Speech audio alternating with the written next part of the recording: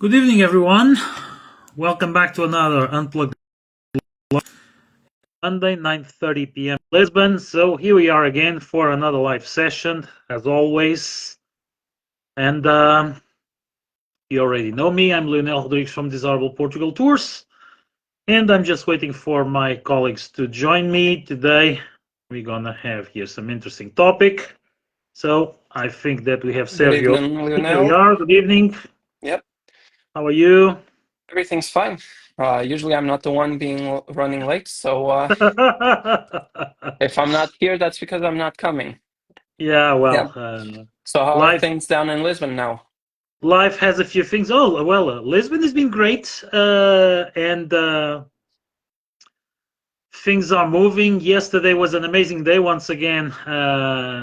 A partnership work, a teamwork with Mm-hmm. my colleagues from See-Through, so the two VW Buzz doing an amazing tour.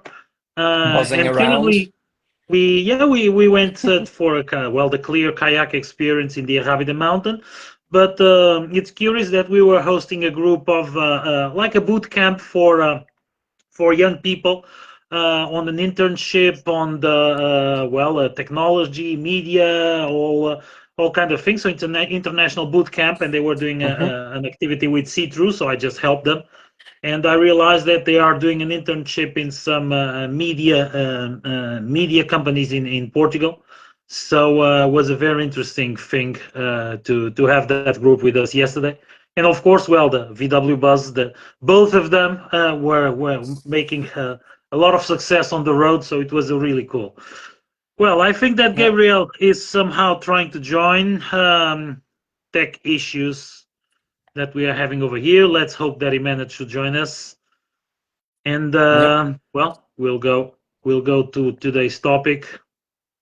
Yeah, we know And that he's already listening for sure, so yeah, he's yeah, but already on the other well, side. unfortunately, we are having always these tech issues here and there. But he should join us very very shortly. Okay. Mm-hmm. Meanwhile, how have you been, Sergio? How are things over there? Yeah, things have been great. A bit of a slower June, but not complaining.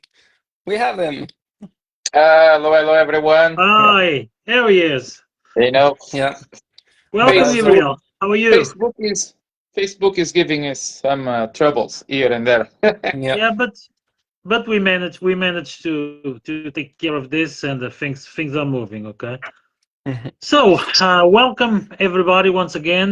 Thank you for watching. So, you already know me. I'm from Desirable Portugal Tours. I'm Leonel Rodrigues near Lisbon. Sergio Costa from Portugal EV Tours, based in Porto, the Douro Valley and beyond specialist. And of course, the guy from the more than known party town, Albufeira, Gabriel Lima. We know that Me, Albufeira is way more than just party, but exactly. well, we always like to make fun fun Yeah. of that. Okay, and we're having a discussion today, a topic for today. This weekend, we had a few protests in a few different cities in Portugal. They were not mediatized much, or at least I didn't see much on the normal news media. But gonna be very honest, I've been so busy that haven't been watching TV and such. But I've read a few articles uh, uh, around. So protests against over tourism or the touristification of certain places. And first of all, well, I want to just give here a very quick insight about that. The visitors are not the problem. The tourists are not the problem. In fact, they end up being somehow um, the victims, I would say, from a lot of influences, a lot of influential marketing, a lot of heavy marketing or heavy manipulated marketing, bringing people to such kind of experiences. Okay, so what is happening? In fact, it's not the tourist's fault, in my opinion, but in fact, it's just a heavy marketing from people who what just matters are just numbers, and it doesn't matter really what kind of experience people have. But all of us, we have our very personal opinions about this and the stuff to share. And I'm going to start with Sergio because well, give it or not, you are quite of a trailblazer in Portugal of sustainability into tourism, and of course worried about a lot of things. And I really would like to get your insights about this. So let's start with you. Well, thank you, and good evening, everyone. And again, as you were saying, as you were mentioning, the we've been having some protests here and there, and these things are probably going to be a little bit more apparent once we start having them, once we start getting into the thick of the busy season, which is Hmm. starting right around now. So we are now in June, July, August, September. That is going to be a peak season over here in Portugal for tourism. And so probably if people don't go on holidays, they will probably be participating in some protests here and there. But the thing to note is that, and again, this is, in my opinion, this is something that I've been gathering from a little bit over 7 years of as a tour operator now.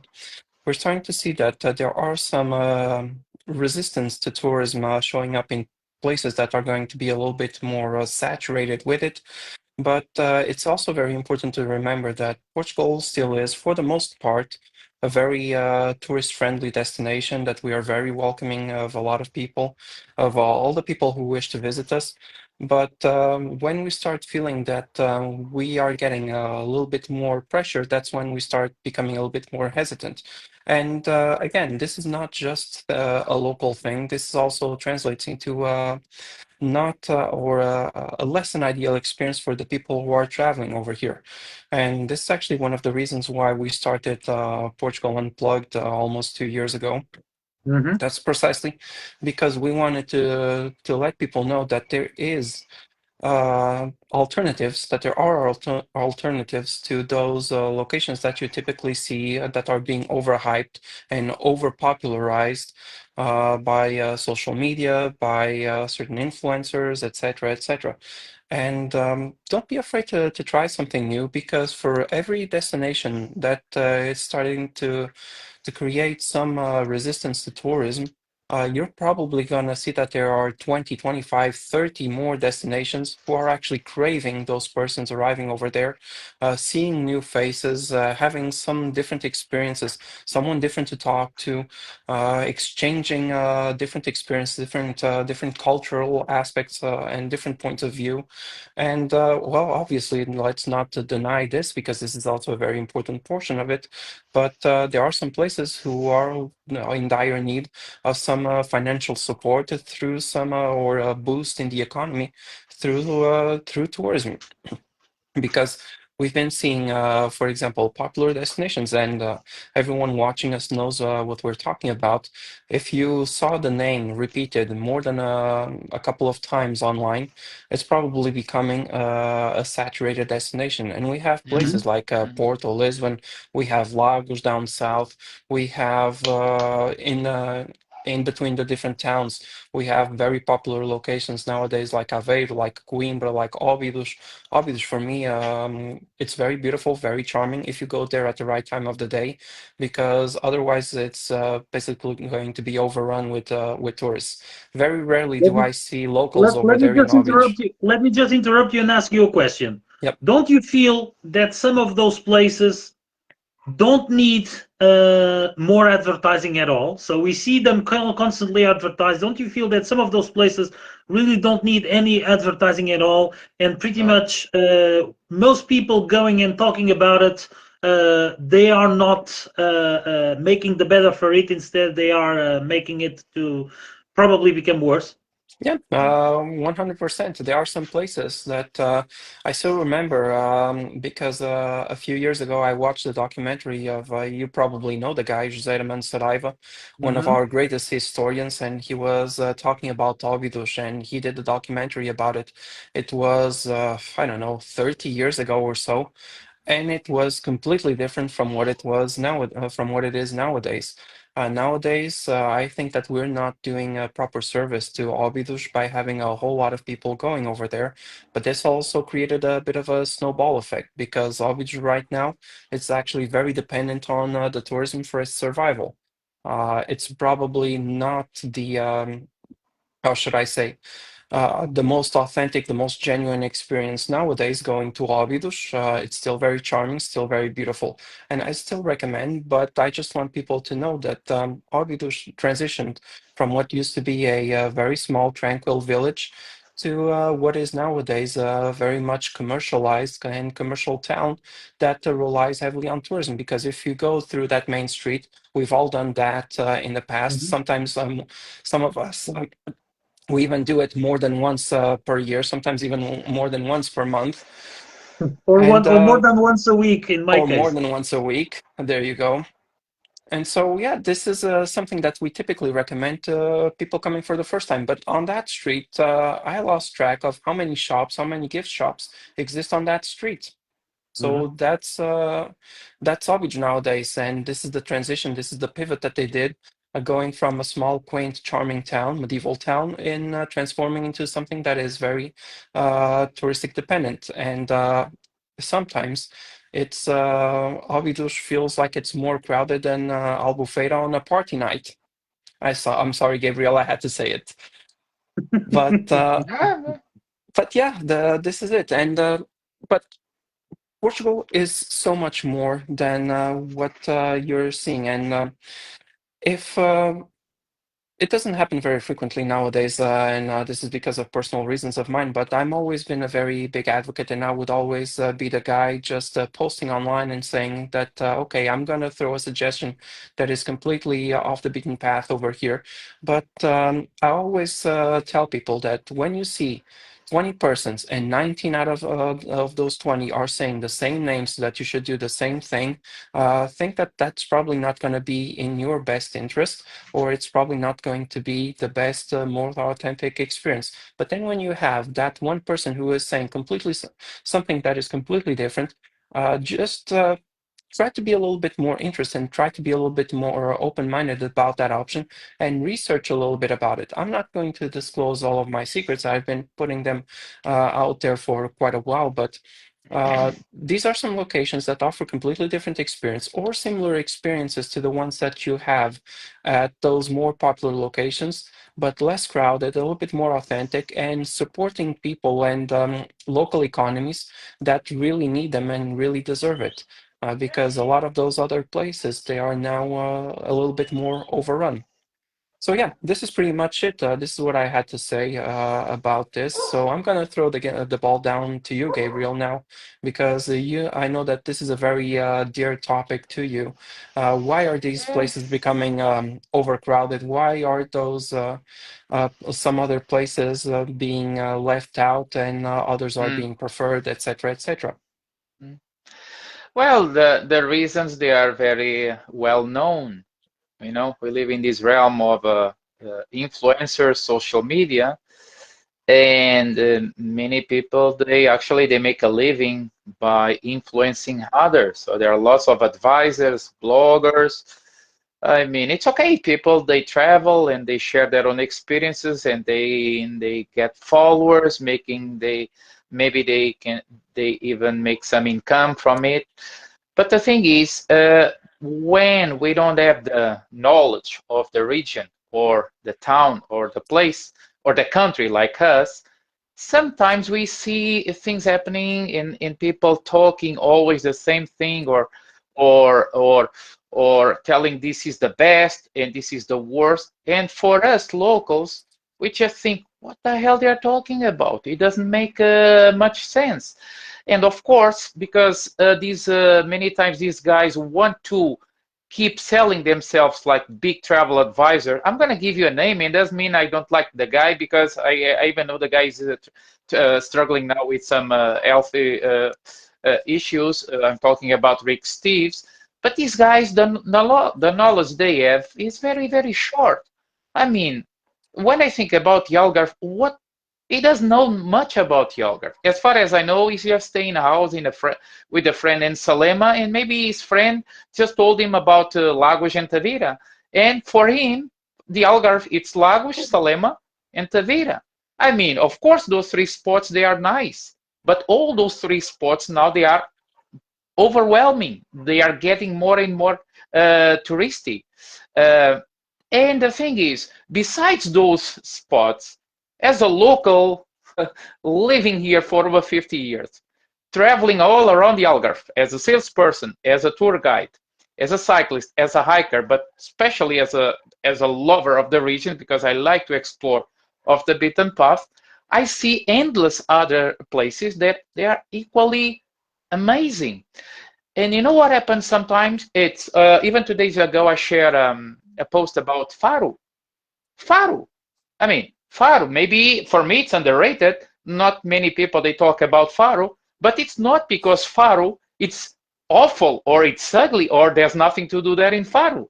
No, it's because people they lack of knowledge, and these influencers, when they hear something that goes against their narrative, they don't like it, because actually I'm exposing the limitation of their own advices and tips, and the best here, and the unique, and don't go there, and just go here. I mean, well, there's not much I can do about it. You know, when I speak, when I loud, or when I try to push other places to and promote other places in the Algarve, it's not just because I'm here trying to fight someone. No, it's because I know quite well the region where I've been living. When I promote places like Lolé, Olhão, Faro, Castro Marim, I don't know, Querença, Halte, Monchique, Padern, it's because they are absolutely amazing. And many times those places, they are quite empty when we compare with all the other places, so-called the best, who are actually today, tomorrow, totally overrun by tourists. Okay? So the places, they are not bad or they are not ugly, but they are overrun by tourists. In those places, locals, they are starting complaining. They don't complain, you know, they don't come to the streets, they don't drop water on tourists. But you know what? Just like we have all these travel groups, there are local travel groups where people, they put out what they are feeling about their own place. For instance, let's talk about these two main places in the Algarve, Albufeira and Lagos. You know, many people, they praise these two places. And of course, some other people, they don't praise so much. But locals in both places, they are actually complaining. They are not happy. Obviously, in Albufeira, people, they are not happy. Locals, I'm talking about locals, because the news, they are bad. And it gives a bad reputation on the city, which is unfair also, because of course we are talking about district restrict places, and we talk about happenings that has nothing to do with Albufeira. Because I mean, today or yesterday, I think a guy from Czech Republic fell from the Levadas in Madeira, or some hiking. The guy went to some place off the beaten path, not even authorized for hikings, and he died. I mean, I've been reading this quite a lot. I think in the past 2-3 months, 3 or 4 people, they died there in Madeira. So let's gonna blame Madeira because people are falling there from the hikes. I mean, it does make sense, right? So if people, they come to Albufeira or to other place and they drink until they die because they fell or whatever they do, we can't just blame Albufeira. But of course, I'm not saying we don't have issues here. We have, and the people who know me, they know I'm quite honest. I always tell people, Albufeira is a great place to stay from October until May. In summer, it's not the best place in the old town or by the street, because it's actually too busy. Not during the day. During the day, it's okay. The beach in Albufeira, even the central beach, it's not as busy as other beaches I know. And sometimes I hear people saying, oh, this place is way better than Albufeira. And for me, it makes me laugh because it's quite the opposite. So in Lagos, it's happening the same. I'm following some local groups, and people, they are complaining a lot. Why? Because it's not because they are having tourists. We like tourists. It's because we are having every day loads of people coming into town. They put the parks totally packed. It's unbearable walking on the boardwalks of Ponta da Piedade, when we have there like 10, 12 buses dropping people. The old town by sunset, I mean, you can't even walk there in the old town. So I mean, all these charming, quaint buzzwords, they are not happening anymore. And this is bad because the people who are going to these spots, then they think, well, this is not exactly what I expected. But hey, we are here to help. We are not here to criticize. So guys like us, that's why we opened this group, and you said it very well. We know that there are many, many other places who are equally good, very nice, just next to these very, very popular spots. Seven Hanging Valleys, every day I hear this. It's a nice hike. Yes, it is. It's totally overrun by tourists now during the season. So I'm not saying don't go there. It's a nice spot, but you're going to struggle to park. You're going to walk and you're going to cross with tons of people. You're going to keep hearing boats making noise all day long because it's exactly where we have the caves. And I know there are endless other beautiful hikes who are empty. So why not going to explore these other hikes? Why not visiting or staying in different towns? I mean, if you stay, for instance, let's say in Lolé, well, Lolé it's a bit inland, but let's say you stay in Faro or in Olhão, or you stay here in Portuguese, not so far from Albufeira, between Albufeira and Carvoeiro. From there, you can easily explore all other spots. So you don't have to stay at that place that these so-called influencers, they say it's the best. It's the best for who?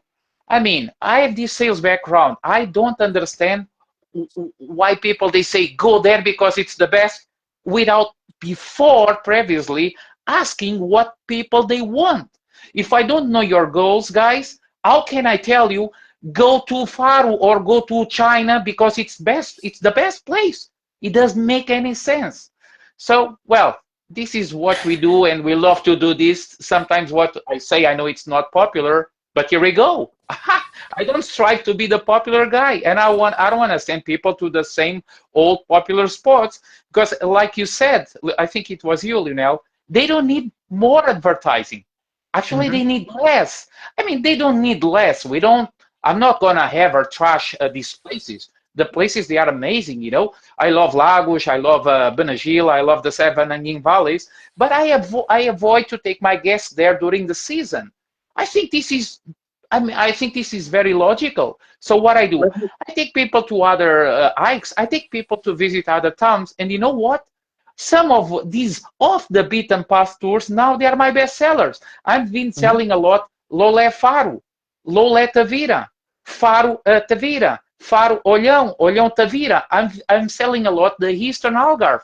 Why? Because it's less touristy. It's not the best place. It's not that. It's because it's less touristy, and people there, they appreciate having more tourists visiting those places too.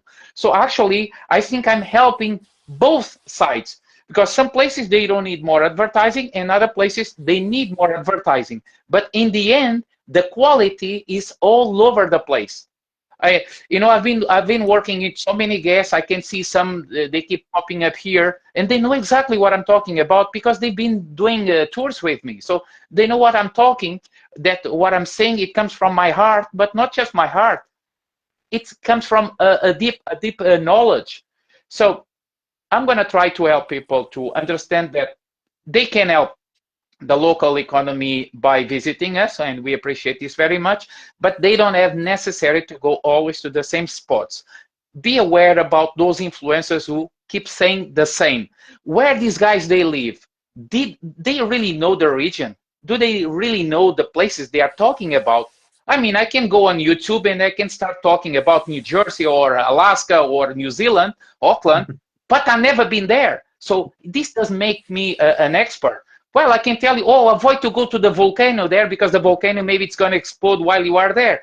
This is not an advice. This is just, sorry, the expression, this is BS. But this sells. So on the other hand, here we are. I'm going to always keep loyal to myself, and I'm always keep trying to show the Algarve as it is, Albufeira, Lagos, Faro, all these places, and my country, because I know there's so many beautiful places to explore besides Óbidos. Well, here we go again, Monsaraz, Marvão, Castelo de Vide, so many beautiful places. So guys, just to finish, let's explore more the off the beaten path. There are local guides in Portugal who would love to help you, because we want to also help our own society. We don't want to hear these protests rising. We want to help to spread people all over the place, because the whole country, from the Azores to Madeira, to the whole country from Jerez to the Algarve, Alentejo, it's amazing country. So we have room for you. Just come, but let's spread and let's let's help the local economy too, because after all, we are your hosts, right? Okay, guys, sorry. So, sometimes I become a bit excited when I talk about this, because, I think it's the Bible. It says, we speak what the art can't keep anymore. That's what comes out. So that's what I've been talking about. Well, let me take the conversation from here, and I have a few interesting things to add to this. In well, the biggest group, the biggest travel group on Facebook, on Travel Portugal. So a few weeks ago, I was asked. No, someone asked, do you know, or does anyone recommend a guide for Serra da Estrela? And I posted there. Well, I followed this guy on social media. Okay, I don't know the guy personally. He's called Nuno Adriano Guide. And but I just posted, from my best knowledge. Well, I know this guy from social media. I follow him on social media, but I don't know him personally. So, don't hold me responsible for establishing this connection. But it was, from what I knew, a local guide from that area. And I just recommended him. Okay, please reach out to him and see if he can help. And someone from the group that I also don't know, okay, personally, had a great experience over there. They were posting pictures of the baskets with the cherries and a nice hike on the fields. And I was thanked for the recommendation because they had a great time. And for us as guides, we follow, and I'm speaking for myself, but I truly believe you do the same. We follow a lot of pages, a lot of social media, a lot of people.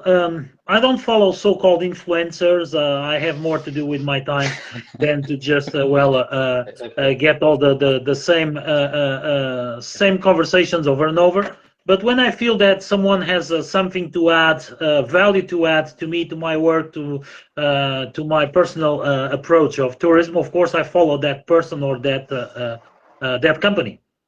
Okay, so that happened with that guide, and I'm really happy to feel that I gave someone a good recommendation and they really enjoyed that. And that is Serra da Estrela. And I will be very happy one of these days to go there, to meet the guy in person and to have a tour with him. Okay, yes, a tour guide having a tour with another guide somewhere. Yeah. Not that I want to get there and pretty much do what he does, because he's local to there. So not even a chance with a tour or two with him I would learn about the place and to get all of his local knowledge.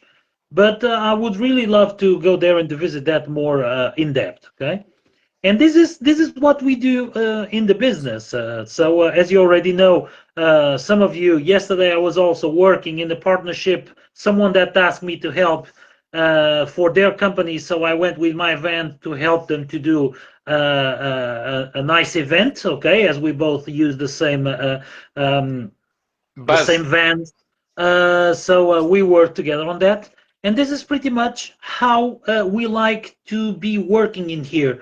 I don't want to be the best, the star, whatever in here. Kind of having a team where I'm recruiting a lot of work for someone else. Okay. In fact, I feel that I'm the one that manages to do the personal approach, and each one it's different. But I pretty much want the experiences to be unique. And when I get to people to say I want the experiences to be unique, I'm concerned about the experience they get. Okay, because it's like I've been on that place hundreds of times, and I still want to keep loving what I do, and I will still want to keep loving to take people to that place because I'm proud of it. So when I tell people, by example, in Sintra, I still don't want to go to Quinta da Regaleira or to the Pena Palace, it's not that the places are not beautiful. I just don't believe on the quality of an experience over there. I just don't believe that for my standards and for I would like to get as a traveler, that meets my visit or my quality standards. It's not that I hate the place. I don't hate the place. The places are beautiful. Just I don't feel that for a traveler it should be subject to certain kind of things. So I know a lot of people that do tours over there and sometimes 7 days a week probably, and I could be doing 7 days a week with multiple vans if I wanted, because I know the recipe how to make that work. um, a lot of people might not know, but I've been on team management, sales, and corporate events, so different levels on tourism. So when I see people going to Sintra, oh, here I go again. I'm doing that damn tour Yeah. another day because I still need to go to that place and such. Those people are not having fun at the end of the day. No. They are doing a tour in an obligation, and travelers will feel that. Okay, Yeah. so more than all, people need to feel that from our side we are really proud to do what we do, and we really want people to have an amazing experience. The same thing happens with restaurant recommendations. I know, and I'm going to take the example around Sintra, which restaurants give kickbacks. They approached me. I know where are the restaurants where you see 15 or 20 tour vans parked over and over and over, okay? And don't people feel that a little bit odd or a little bit suspicious? Mhm. Well, I'd rather take my guests to the restaurant where the menu isn't in English.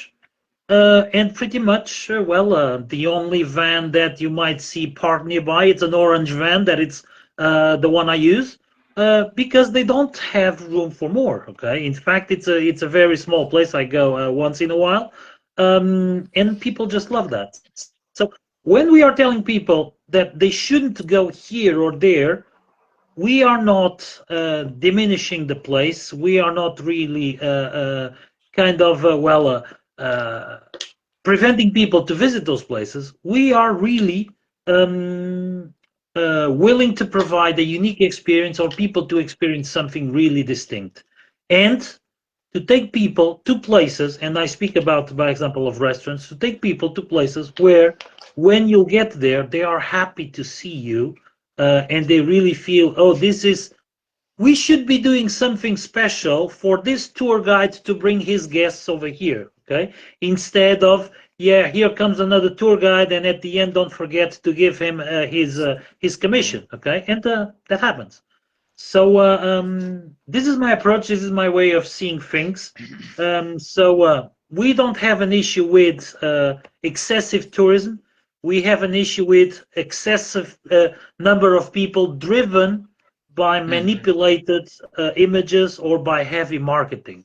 So when Exactly. I say that Sintra doesn't need more advertising, yes, it doesn't need more advertising, because we when you get to a place where they need to limit the number of tickets they sell per day, and in my opinion, they should limit it way more, okay, because the places should cut to half the number of people that they allow inside.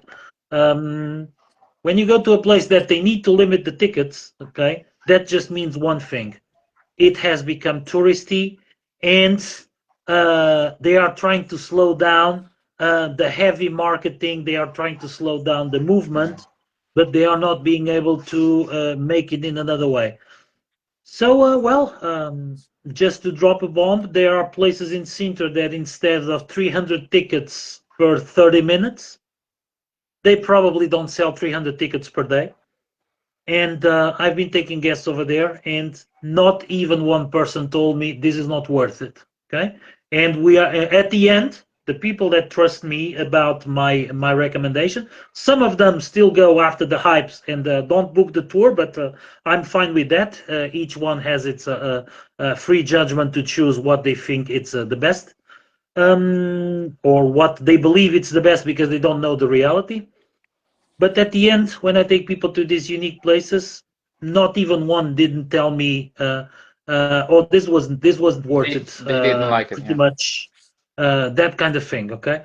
so It's my approach to it, and this is really what I want to leave here in my thoughts. We are already going over the 30 minutes.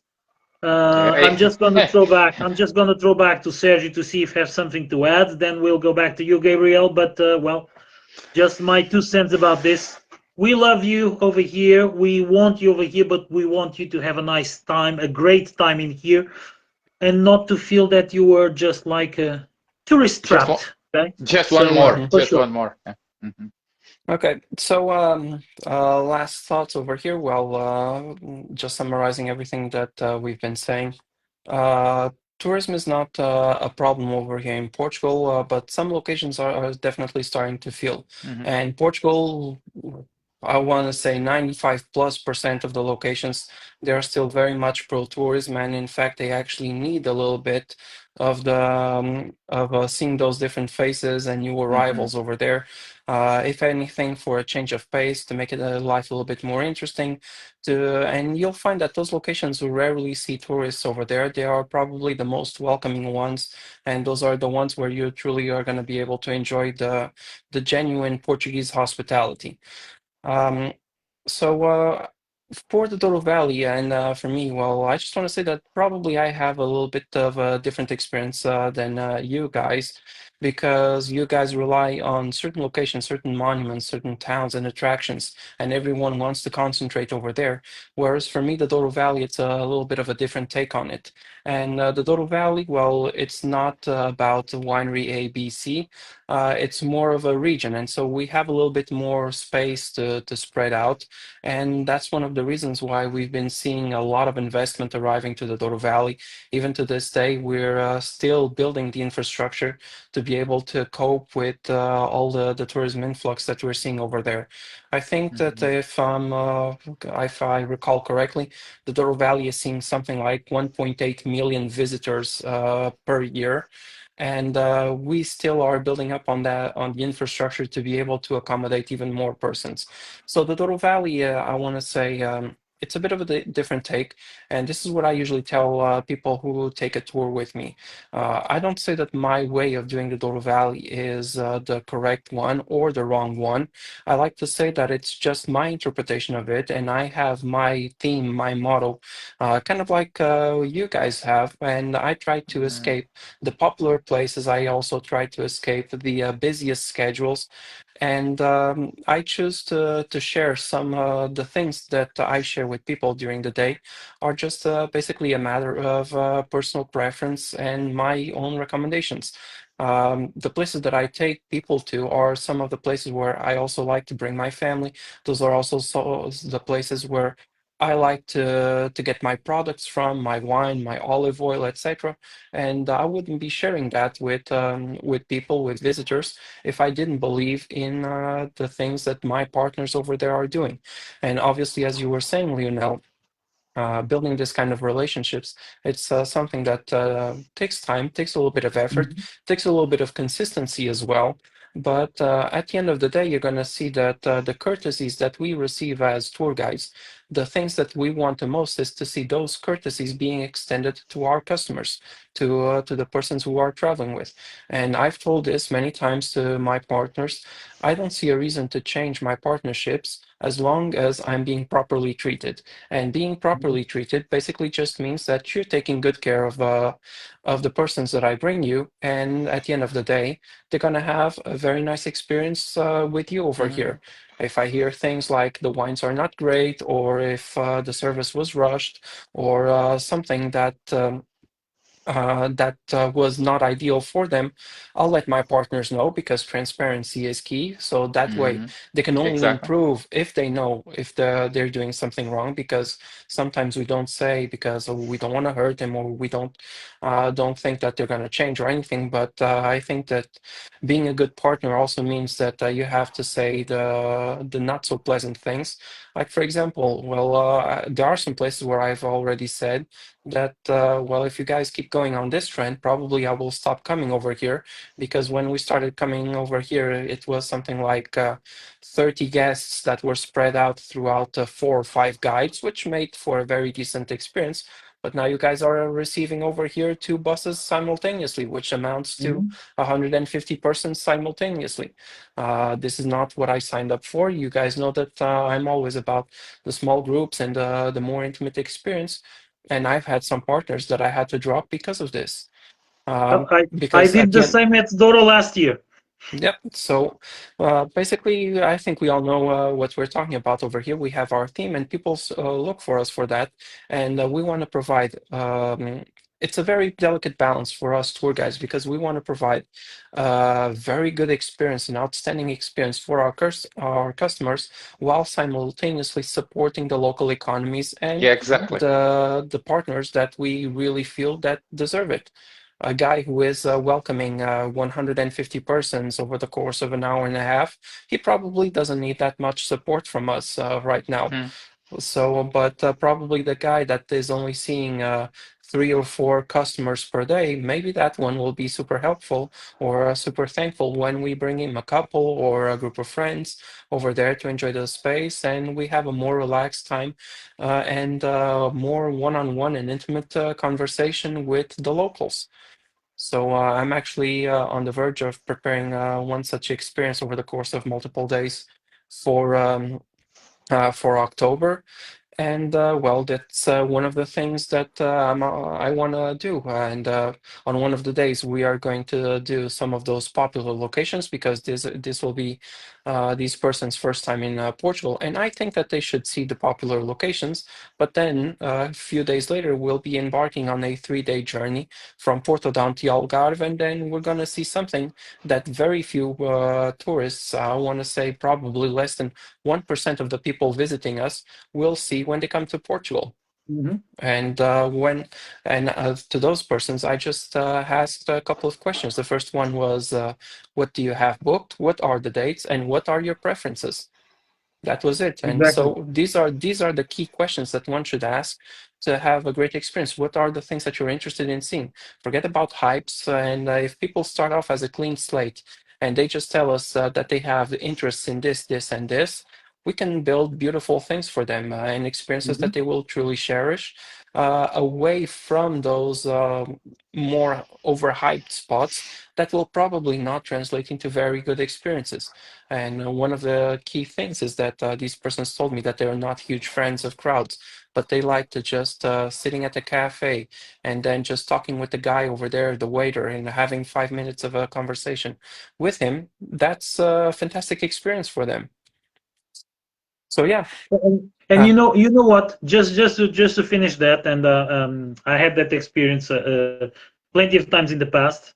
Um, People that ask, they want to go for places to have that conversation, but then their itinerary just reaches the crowded spots because someone planned their itinerary or they planned their itinerary with only the crowded spots. But then they come to the guide and ask, yeah, you know, we want to meet the locals, we want to talk with local people, we want to learn about the local lifestyle. And as a guide, having an itinerary planned by third parties, okay, this was when I was working for a company a few years ago. I was getting a bit of backlash from some locals because, we were on the busy places, and even the locals that were working, they didn't have time for all of these, conversations because they were more worried about delivering business. So when people really want to feel local, they really need to trust the local advisors, the ones that really live on the place, and they need to be prepared to hear about or to get proposed to go to places that they never heard about. Okay, and this is really when people want to immerse in the local culture, and we get more and more that request. People need to understand that if we are telling them to go to a place that they never heard about, it's because we really believe that is a place to go if they want to Yeah. immerse on the local experience. Okay, mhm. I'm just gonna give you a name. A week ago, less than a week ago, I was at Alcácer de Sal. Who talks about that? Okay, Yeah. and we didn't Well, stop for much, but I talk very frequently because that's actually one of the locations for the supercharger. yeah, Ah. but you know, okay. to go to see the views, to have a cafe at the local cafe, okay, where there were actual locals having a coffee and stuff, Yeah. and watching the beautiful views, okay, it's a great little stop. You don't need Yeah. much there, even if you just stay there half an hour to, well, to relax a little bit, to break a journey in half. It's a great spot, okay? So, do you hear about this in all the travel advisors, travel books, No. or even, well, other travel group influencers? No, they will No. say, "Oh, there's nothing to see there." Well, they probably never Yeah. been there. Okay, Oh, so 100%. that's the thing. So, well, but we're getting long. So, Gabriel, Yeah. if you want No, to finish, I mean, we said it all. We are all on the same page. We want to help people. We want to help locals, our economy. We understand our economy works. We understand that the footprint in some places where they are overrun by tourists, it's not also a good thing. So we try to balance everything, and we try to do the best coming from our own knowledge, and we are all very experienced in life and in work, and we try to do our best. And of course, sometimes we clash with other ideas because those empty ideas or those very restricted ideas, they have a different agenda. My agenda is helping me, helping my guests, helping the economy, and honestly, I just want to be a fair guy. I just want people, they look at me and they say, well, Gabriel, the guy is just blunt and he's an honest guy, and that's it. It's a guy with emotions. I just want to make people happy, and I'm pretty sure because even 2 days ago, I told to my guests, I keep telling this, I've been working with thousands of people, thousands, not 200 people. I'm talking about 10, maybe 20,000 people I've been meeting throughout my life. And I know what people want. They want exactly what I want. They want to be happy through emotion, through feelings. So it's not about the place ABC, it's about how they will feel maybe in Z or P, do you know? Okay, well, I just want to draw you with this. And guys, I love to talk with you, but I need to go for a nice sleep, okay? Yep. We Thank all you, do. everyone. Thank you, everyone. And from my end, it's over. So, guys, good evening. Good evening, everyone. Good evening. Have a great week, everyone. thank you. Have a nice evening, and thank you everybody for watching. Thank you for the nice comments. Okay, I've been seeing just a few nice comments over here, so I want to thank you all for that. We'll be back next week with more interesting things, so more stuff to talk about. And well, I'm gonna post this on YouTube as always, so in a few minutes we'll be available on YouTube in case you haven't seen it from the beginning. Thank you very much. See you next week. Thank you. Bye bye, guys. See ya. Bye.